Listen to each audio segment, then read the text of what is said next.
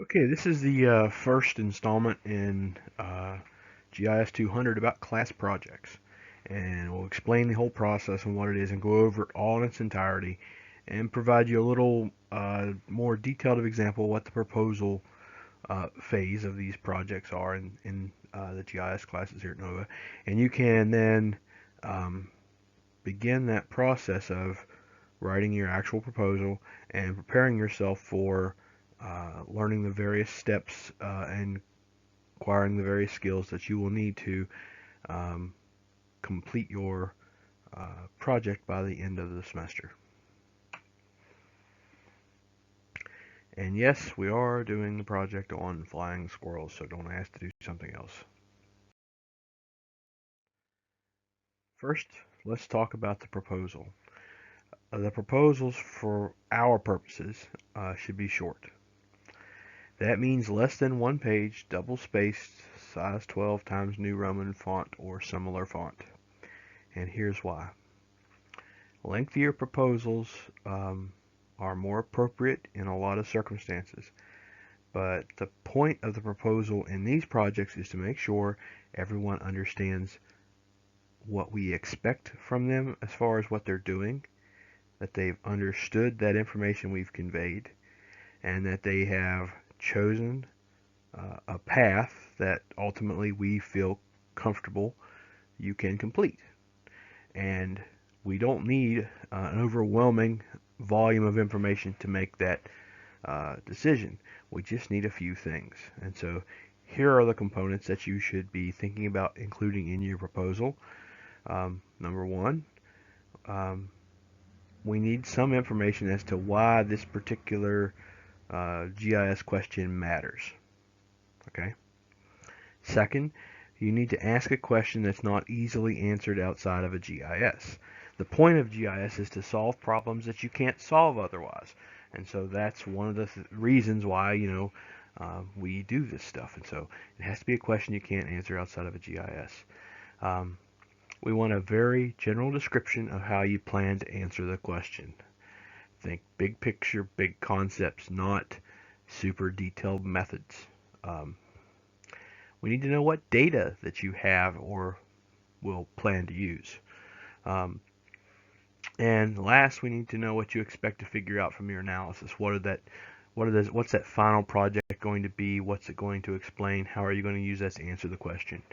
And so if you basically write a sentence or two about each of these, you're going to end up with a pretty solid paragraph that explains your project. And that's what we're looking for. Not a lengthy thing to read, but just something so that when the instructor reads the information, they say, oh yeah, this particular species of flying squirrel was endangered. Now it's not on the list anymore. There was some controversy. It has a limited habitat. It's a relatively small population, maybe. And so understanding where the habitat exists is important to managing the species. Okay, that explains it. A question that's not easily answered outside of a GIS. Which county in West Virginia has the most habitat for the West Virginia northern flying squirrel? Yeah, you can try to figure out what defines the habitat, and it might be certain tree species over a certain elevation, and then you have to combine multiple data sets to generate this new output. And so that sort of takes us into the next point, a very general description of how you plan to answer the question. That would be something like identify land cover that matches the known habitat choices of this species and combine that data with elevation information that follows the historic and documented information about the elevations at which this species lives. That's a real general kind of vague way of saying is you're going to combine elevation and land cover to identify the habitat. Or you could just say that too. What data you have or will use. Elevation data and land cover data. That's the extent of it. Now, in the specifics of it, excuse me, you might actually look up something very detailed and say, this land cover data set and this elevation data set, and that's fine. What you expect to figure out from your analysis? Well, I'm going to combine these two parameters to identify all the habitat across the state, and then identify how much habitat exists within each county. Done. That's what you're going to do. I will map out the habitat within each county. I can create tables indicating the amount of habitat in the top 5 counties. I can make a table that shows all the counties with habitat and how much. Lots of different ways you can do it. Just tell me what it is you plan, and then I'll have an understanding of what you're going to do. So let's look at the process a little more detailed. So the very first step is always to develop a good question. A good question is not specific, and it's not too specific, and it's not too general. It's a question that has enough details that it steers you in a direction, but it's broad enough that you have some room to maneuver, so that if the thing that you're thinking you want to do is really impossible, you don't get pinned down on it. So you want to keep specific details to a minimum in the question itself. You want to keep broad, big picture questions.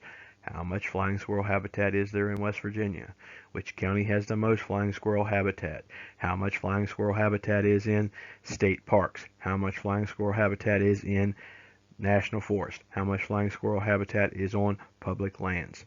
These are the kind of questions you can answer that are general enough and broad enough and big enough that it's not going to be a problem. The next part of step 1 is find your data. If you don't have a data, you don't have a project. Now, not so much for this one, because I'm basically giving you a general idea of what we're doing, and you just got to tweak the specifics of the question. Because everyone is going to create a habitat model for the flying squirrel, everyone's going to use the same 2 data sets to find that habitat. And then after that habitat is identified, you're going to answer a question you come up with, like how much habitat is in the state, how much habitat is in each county, which counties has the most habitat, how many counties have habitat, these sorts of things. So that's where you get to choose what you do, but ultimately everyone's doing all the same stuff at the first part. So we're all going to use the same data, so finding the data is not going to be a problem for this project, but in other projects it's a big pain in the behind. So no data, no project. In the future, don't even bother to write up your question until you are sure you have enough data out there to answer it. And just because you found something and downloaded something doesn't mean you have something. Until you take that data and display it in a GIS program and see that it is actually what you think it is, it's not. Assume it's not what you think it is. Assume it's not what you want. Until you know for sure it's exactly what you need, don't bother. So once you know you have all the data, then you can finalize and formulate your question. Next, you want to sketch out the model. It's actually really easy to draw out how you're going to do this stuff on a whiteboard, or sketch it out on a piece of paper, where you simply just look at how the different things, I'm going to take this data set and I'm going to do this to it, that's going to give me this, and so you just start drawing bubbles and arrows and writing inside the box, what it is or what tool you're going to use, what you're going to do to sort of figure out how it's going to go together. In this case, it's going to be data, fixed projections, and then it's going to be reclassify data sets, and then it's going to be map algebra, a raster calculator to combine data sets to give me a final output layer. And you'll sketch that out so that you understand it. The next step, we're going to go into the actual mechanics of how we do that. And there's a couple of things that you need to start just doing in general when you do projects like this, because it saves you time. Always save copies of the raw data. Don't mess with them. There's nothing more annoying than having to stop because you ruined some data and go all the way back to the website where you got it and try to find it and download it again. So when you download it, take those zip files you download and keep them in a folder somewhere where you're not going to mess with them. Then you make a second folder. That's the one you're going to be working out of. extract all those zip files into that second folder. Worst case scenario, things go belly up. You simply delete the second folder completely, make a new folder, and extract all your data into that new folder and start over. It is always faster to start over than to try to fix problems. If you get really into a problem in a project and you've got a bunch of stuff messed up and you can't figure out how to undo it or fix it, start over. It's quicker. Projections. If something doesn't work, 90% of the time if it doesn't display properly, it's a projection issue. And so you need to select a projection that works good for your study area. My advice is to look at all the data sets you have and pick a projection that is common to most of your data sets. Don't just pick something out of the blue. There is, for example, a projection called Old Hawaiian. Old Hawaiian, I'm sure, probably works well in Hawaii. Probably not as well as New Hawaiian works in Hawaii, but both of those are just terrible for Virginia. And as we get further into the class and you learn more about what projections are, you understand why. So when you look at your data and you see the projections that they're in, pick one and go with that. Format. Think about your project. Are you going to do this in vector or raster? If all your data is in raster, it's a tremendous extra lot of steps to convert all that stuff into vector. If all your data is already in vector, it doesn't make a lot of sense to go through extra steps to convert it into raster. If some data is in vector and some data is in raster, and you need them in the same format to do a particular function, then you have to make a decision. Think about what your final products are going to be, what that's going to look like, how that's going to work. That'll help you figure out these things. Now, clearly, when you start writing a proposal at the beginning of a class like you're going to do in this class, that's going to be a challenge because you're not going to know a lot of this stuff, but that's okay.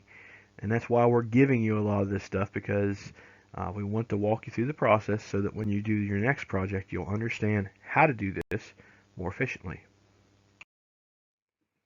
So we're talking now about refining the model sketch. So we've drawn out how we're going to put things together, what data is going in it, how we're going to combine it, what tools we might need to use, what those outputs are going to be, what things have to have this done to it or that done to it, what has to be projected, what has to be reclassified, what things you're going to put together, what land covers you're going to select, what ones you're not going to select. These are the kind of things that go into this.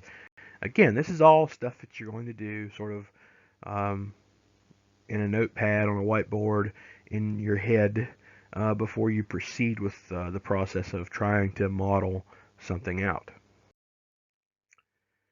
Study the information. So I've given you some PDFs on squirrels, and so look at that. Try to understand what their habitat is.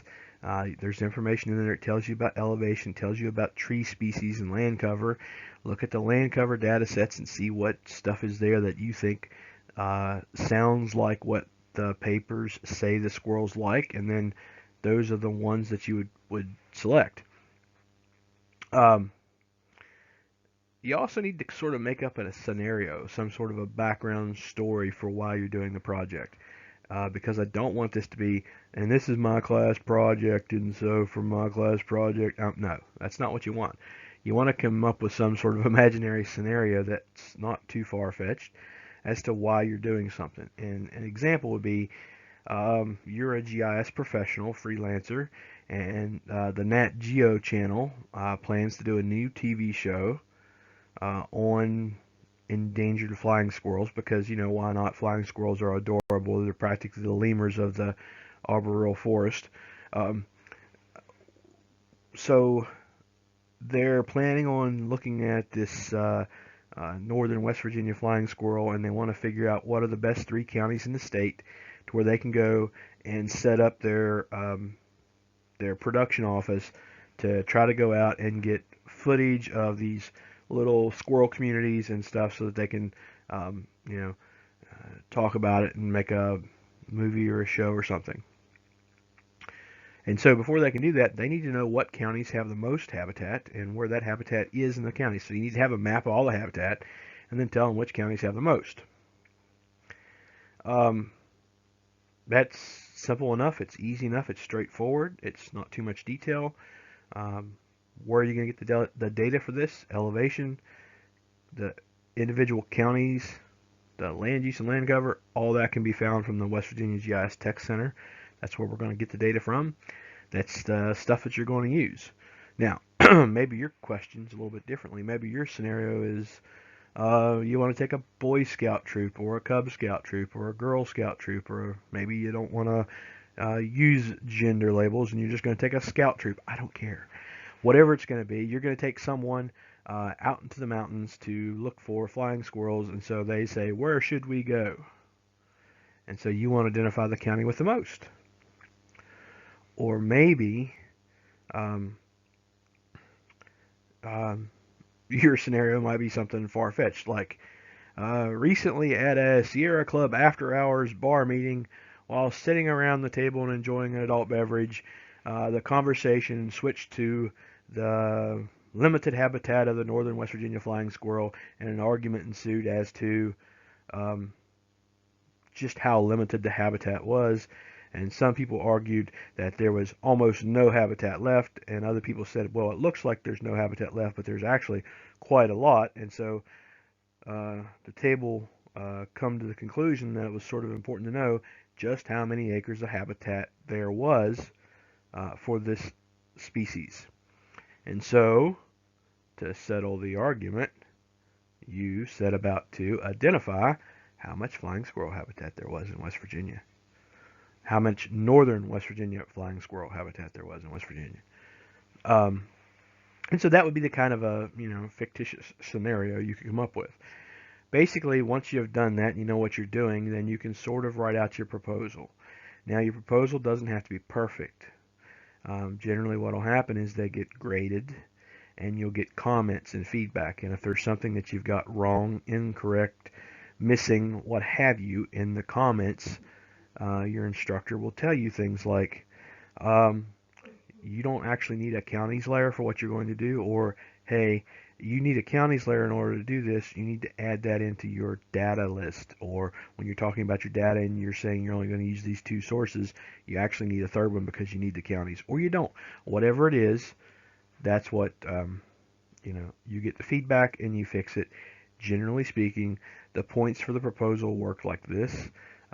It gets graded, you get a score, you get an opportunity to make adjustments because that's important, and then after you make those adjustments, or if you don't make those adjustments, it gets regraded, and if nothing's changed, then the score stays the same, and if you improve it, it gets a new score, and then the one that counts is the highest of the two scores. So that basically makes you ready to write your proposal. So here's a nice example of what a proposal could look like. These, like I said, they're not lengthy things. They're simple and short.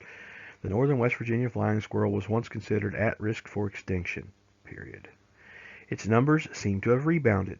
The Nat Geo channel wants to do a documentary on the species and asks us to identify their habitat across the state and identify the best counties to look for them. We propose to answer the following question. What counties in West Virginia have the most flying squirrel habitat? And right there would be a good spot for a question mark since that's my question. But I left it as a period here to make a point.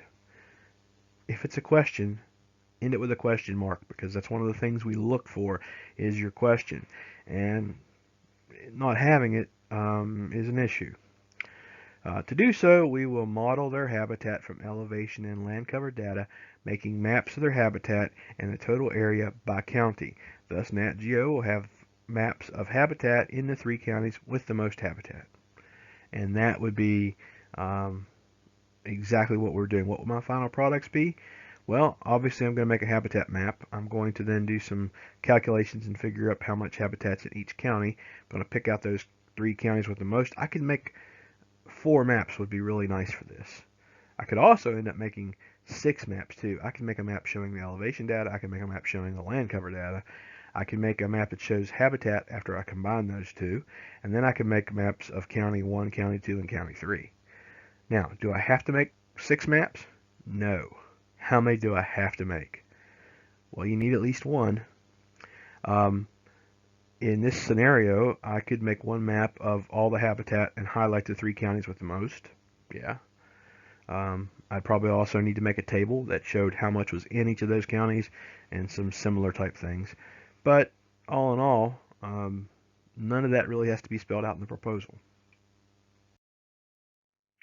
So let's talk about doing the model and the basic idea for how you're going to do that. It's a really kind of linear process. You're going to download the data.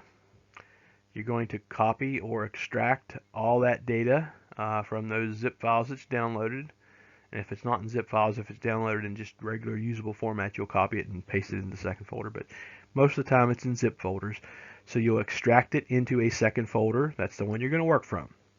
You're going to have looked at the information about these data sets before you download it. You should know what projection they're going to be in before you ever add them in the map.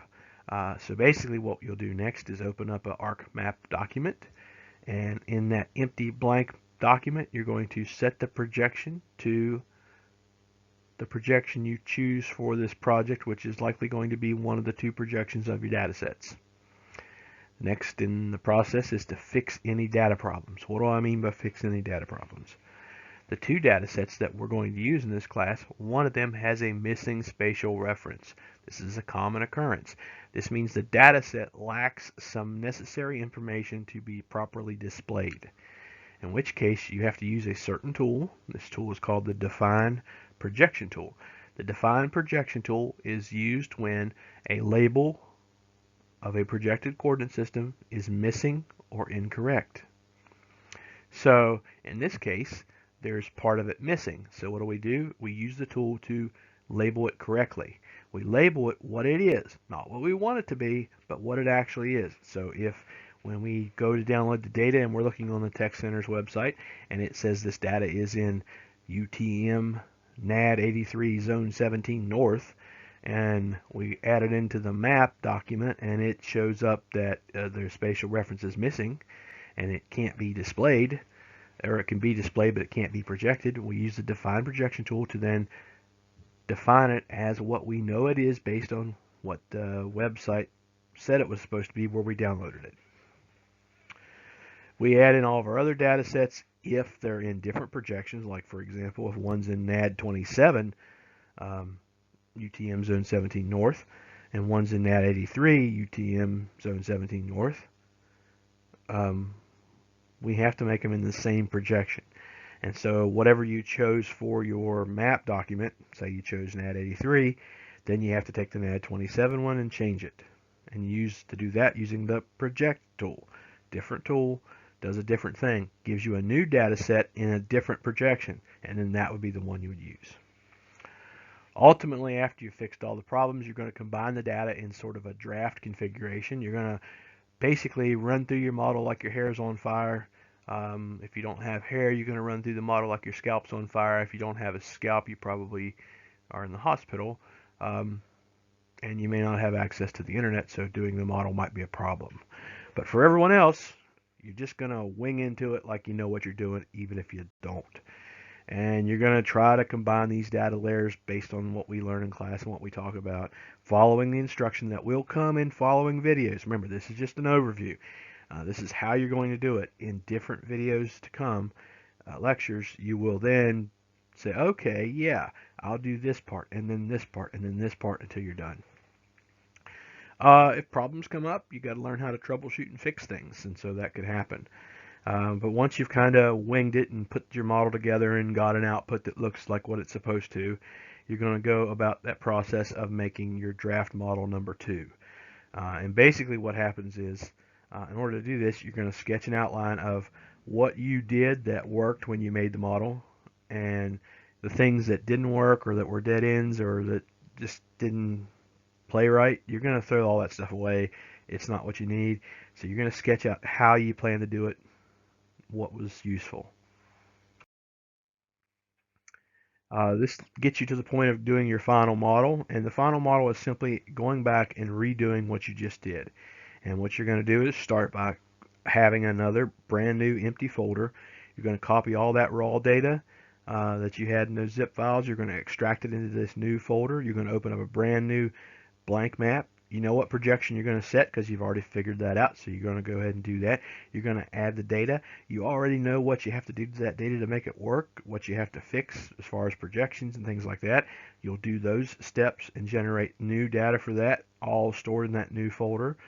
You'll follow the outline of steps that you sort of come up with and generate the products that you did the last time. The only difference is you're not going to have extra stuff or things that you did wrong.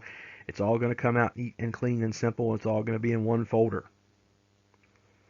Um, you'll finish up by then taking your geospatial data and going from your data view into your layout view and making actual maps and exporting those maps, not taking screenshots of the software, uh, and generating the maps you need for your project, and then creating any tables or anything else that you need to deal with this. And then after you've got these products made, it's a good idea to sit down and just do a quick little outline of your individual results, what they mean, what they say, and sort of that overarching conclusion where you add some opinion that can be supported by the facts that you've just discovered. And then basically you're left with just finishing up by writing your report. Speaking of the report, okay, your report should be 3 plus to 6 text pages. What does that mean? Okay, um, here's the thing. A lot of people think that 2 and 3/4 pages or 2 and 4/5 of a page is the same as 3 pages. It's not. When I say 3 plus, it's because I want a minimum of 3 complete full pages. And the way you can do that is keep writing until the text goes on to page number 4, even if it's only a line or a letter. That's how you know that, oh yeah, I've got enough. Now, what not to do? Don't add spaces between paragraphs or add additional points at the ends and beginnings of paragraphs and things like that to try to make everything longer, to spread it out more and more and more. It just doesn't work. I see through that stuff, and I can uh, judge on that whether you meet these length requirements, and they are important. So make sure you go over 3 pages and stay under 6 pages. That gives you a pretty big window to shoot at. These pages, I want the text double spaced, size 12 font, Times New Roman or something similar. Don't try to use some crazy gigantic poster font to try to make it longer. If you want to use Garmond, or if you want to use, um, uh, well, any of the other fonts that are reasonable and easy to read, I'm okay with that. But don't try to pick something that's super big just because you don't want to write more, okay?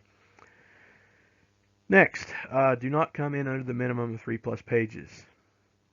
That'll be a problem. There's a lot of points associated with, there's a large percentage of your final grade on your report is based upon having this report being in the right length, okay? And if you come in under that, you're going to lose a significant volume of that, so don't. You should also have a cover page, and here's something to remember. The cover page does not count toward these page requirements. Neither does your references or your maps or your lists or your tables, and in fact, your maps, tables, and lists, they don't belong in the text. They go at the end of the text after the references. And the references don't count towards that 3 to 6 pages either. Only the introduction, the abstract, the methods, the results and conclusions count towards this length requirement. So how do you actually write your report? Well, morph your proposal into your introduction or abstract. That's basically what you're going to do. Review your final methods outline that you come up with as you were doing your final model, and sketch out what the method section should look like, and then start to write it. Don't forget to tell us about your data, where you got it from, who made it, what projection it was in, what, if anything, you had to do to that before you could use it. That's sort of the way to do this. There's nothing wrong with writing a short method section to begin with. You can always go back, for example, and add in a lot of detail about your data, or a lot of detail about specific processes if you need to make things longer. But if you're afraid that you're going to be long, on your report, then don't be long in your methods. If you're afraid you're going to be short on length, be long in your methods. Review the expected products from the proposal and examine the results from the model. And so in your report, in that introduction, you want to talk about what you're going to do and what it's going to make. And then when you get to your results section, tell us what those products ended up being, and what they mean. And that's what we talk about in results. When you, for example, create a reclassified elevation layer, let us know just how much of the state is above that elevation. Figure those numbers out if you need to make it longer. That's one easy way to do it. You can make a paragraph about everything that you want to talk about, and pretty soon you'll have more paragraphs than you need. Sketch out your final results and conclusions. That kind of bleeds into what I was just saying, and ultimately write all that stuff out. Once you know that your report is of the length you need to go and create a reference section. So your references is all the information and data that you used in this report. Now, you can't have things in the reference section if you don't cite it in the text. So when you're talking about the squirrels like habitat above 909 meters, you have to reference that to that particular PDF document that says they like their habitat is above 909 meters. If you're going to reference another habitat where it says, they particularly like certain times of whatever, you reference that. If it's data that you use, reference the data. Do not reference data as coming from a website, okay? Data does not, it may come from a website, but that is not the author of it. So if you say, the 30-meter DEM we got from it's from the West Virginia GIS Tech Center. No, it's not. You downloaded it from the West Virginia GIS Tech Center. That data is a product of the United States Geological Survey's National Elevation Dataset. That is where it comes from. You just downloaded it from the Tech Center. The Tech Center didn't make it, and that's the kind of stuff you got to watch out for. At the end, you want to pull all your elements together and look at it for length and content and make sure it's kind of what you need. If they're lengthy run-on parts, try to make them shorter and make it more clear.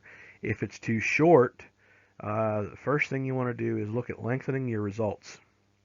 How do you do that?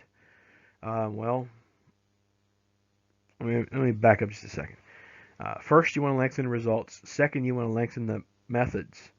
And the last thing you want to lengthen is the introduction, because it should be the longest part to start with, because it's the most narrative part of what you're doing. And so it's probably where you want to add more the least. So when you're lengthening your results, make sure that you can talk about each of those components that you generate: the elevation layer, the land cover layer, the total layer, the by county layers, or whatever you're doing. Speak in specifics and give some detail about that. You can really draw that out without too much trouble. Same way with the methods, particularly talking about your data, talking about the extent, talking about the projections, talking about when it was made, how long ago it was, who did it. All that stuff could be included in that part of the report, and that will make it longer, much, much longer. And so you can go back and add what you need. Just try to be consistent. Don't go back and add 2 paragraphs talking about one data set and mention nothing of the other, just because you needed to add another 2 paragraphs. If you need to add another 2 paragraphs worth of report to make it to your length, divide that up. If you're going to talk about the data, talk about all the data. Don't just cherry pick. I'll talk about this one a lot, and then that'll be my length. No, talk about all your data a little, and then if it's not long enough, talk about all your data a little more, and keep increasing the amount of detail that you're providing until you get the total length you need. Final layout. So once everything's put together, it should look like this. It should start off with a cover page. The cover page should have your name on it and the title of your report. Page 1. This is the first page after the cover page. The cover page doesn't count. It's not numbered. It's just there. Page 1 is your first page of text. These are the pages that count towards the length.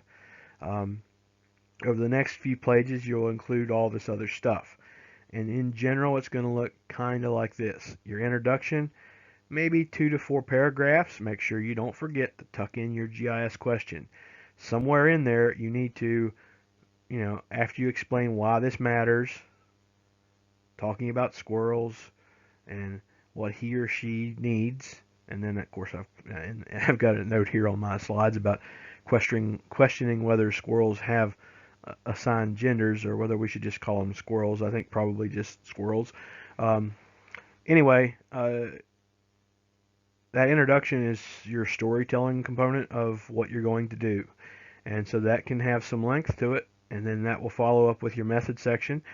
Could be as short as one paragraph or two, could be longer. It just depends on how big the introduction you wrote is, how many results you want to talk about, how much conclusions you're going to tell us. All these can, get lengthy. I would tell you to write them all simple and to the point, and then get done and see how long it is, and then go back and add two things to make it better. Um, your results, remember, results are all facts. Results are not opinions. It's not about where you think or what you want or what you believe. Results are all about what you know to be fact. So I like to tell people the easy way to write out your results is to start ranking everything that you figured out with ones, twos, and threes. If you figured out something that is important, it's a 1. If you found out something that was just interesting, but maybe not necessarily important, that's a 2. If you found out something that is just sort of trivial and, oh yeah, I found that out too, but it doesn't really matter that much, then that's a trivial, that's a 3. When you're talking about writing about your results, always include all the ones. Everything that's important you discovered, talk about it. Paragraph about it. Explain about it. If you need more space, start talking about the twos. Other things you discovered or noticed or measured or calculated that are interesting, you write about them. Try to avoid talking about the threes, the trivial nonsense kind of stuff that sort of crept up in your analysis, because they really don't have a lot of meaning and they're not pertinent to the question. So uh, try to avoid those. And conclusions are specifically your answer, but it's also your opinion.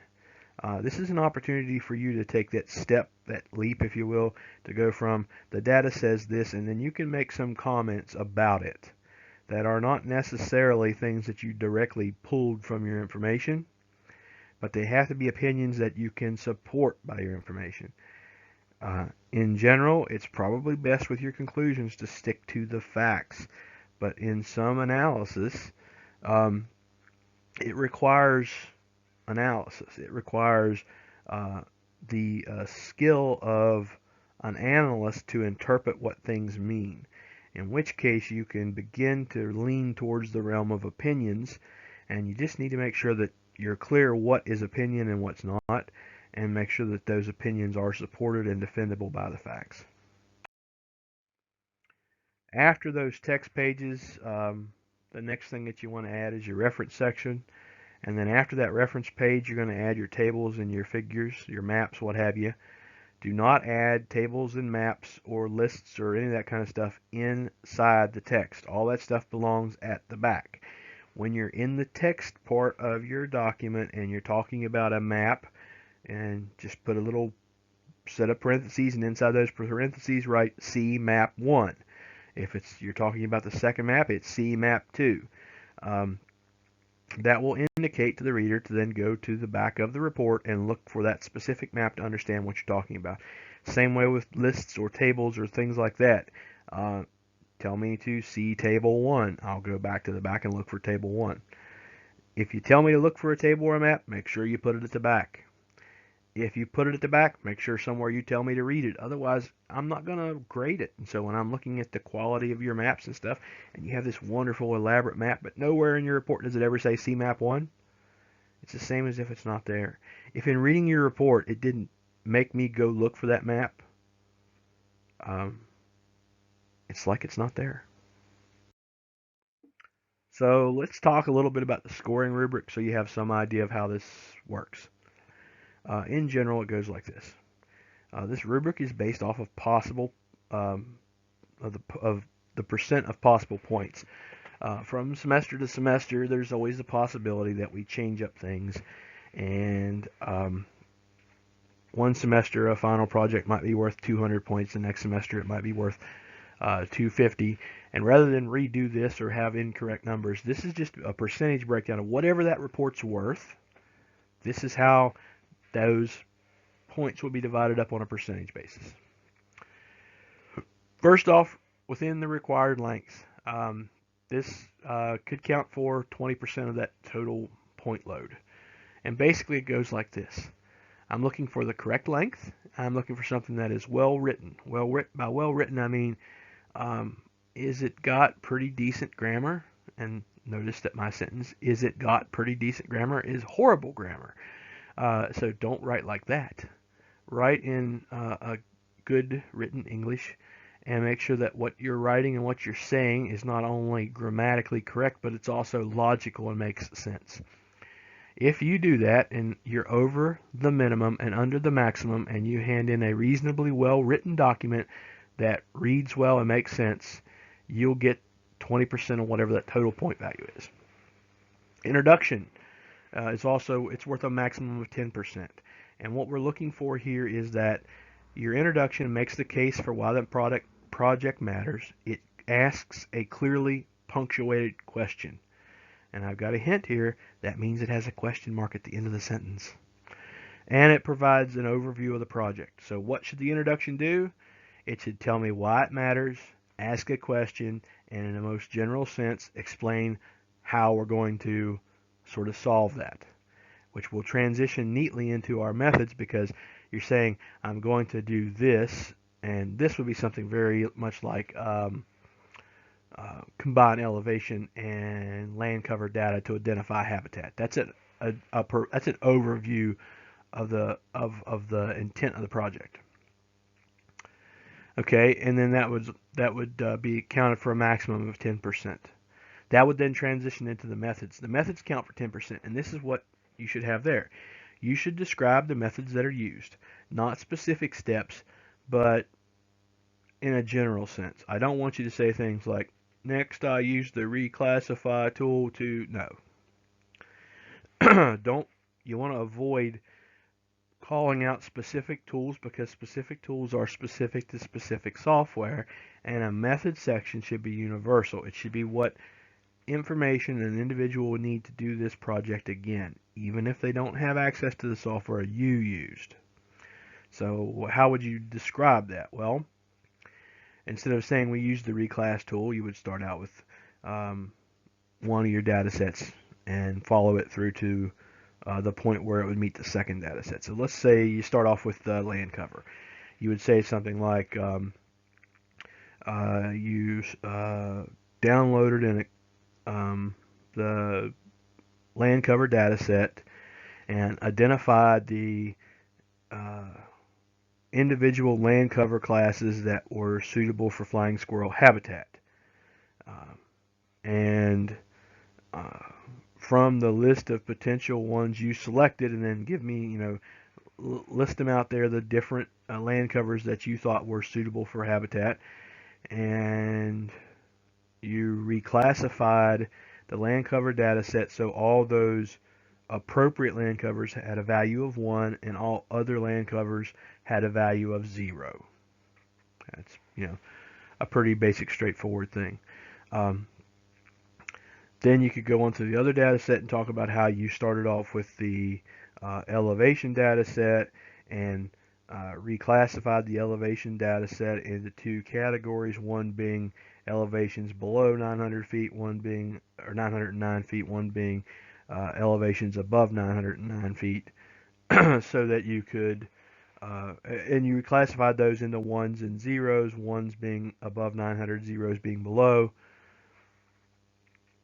And then you go into your next step about how you utilized map algebra to multiply the individual raster data sets by one another so that locations that were a 1 in both data sets ended up as a 1.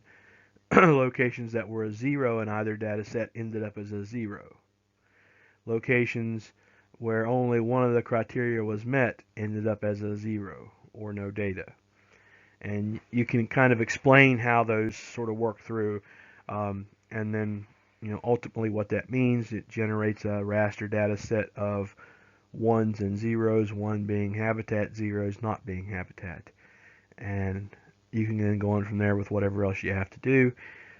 If you need to make it longer, when you go back into those sections talking about, for example, the first data set, the land cover, tell me about it.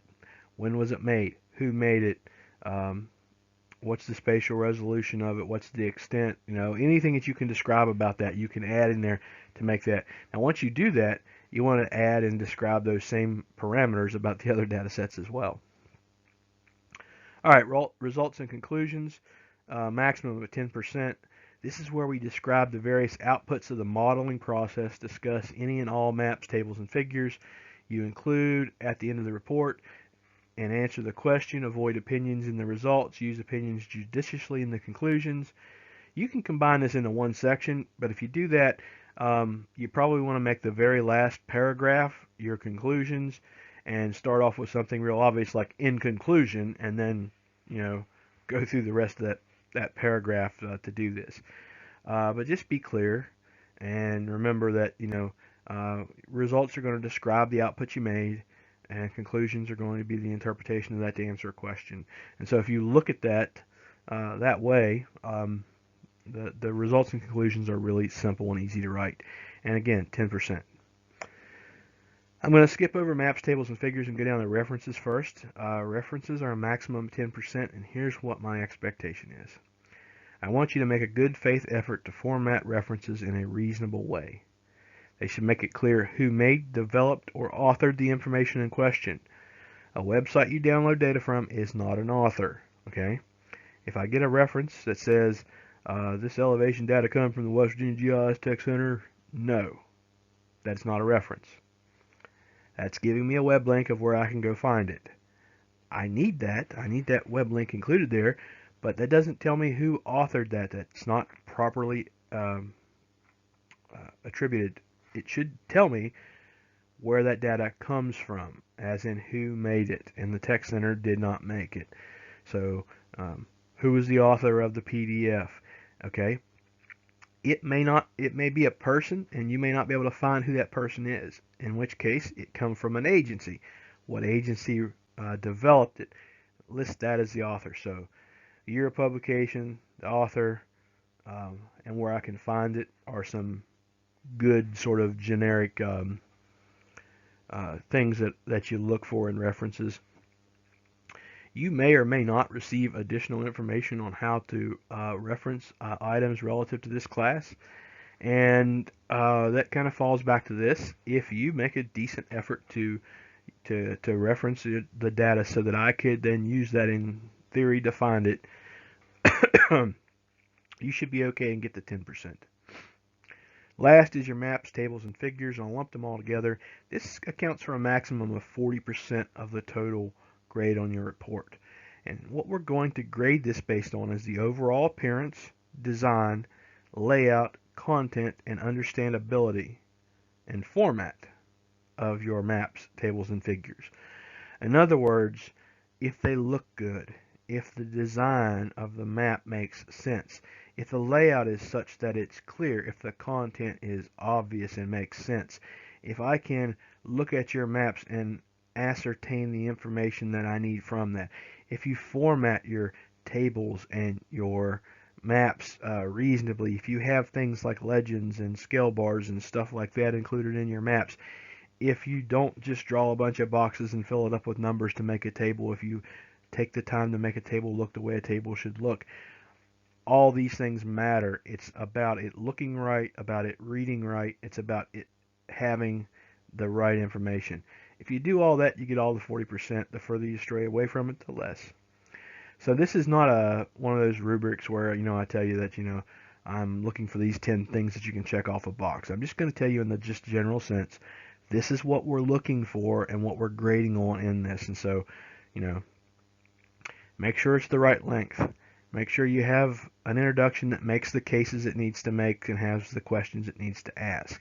Give us a method section that describes what you did, but doesn't say, doesn't read like the instructions off a box of cake mix talking about individual tools and settings. Give us results and conclusions that describe all the stuff you figured out, mapped out, and went through this process. Make us maps and tables and various figures if you need to that show us what's important, that show us parts or steps in the modeling process, that show us the outputs at the end. Make sure you apply solid cartographic principles to all the maps. Format your tables the way tables should look. Do a good job to try to make references that are understandable and usable, even if it's not exactly in the format that we want.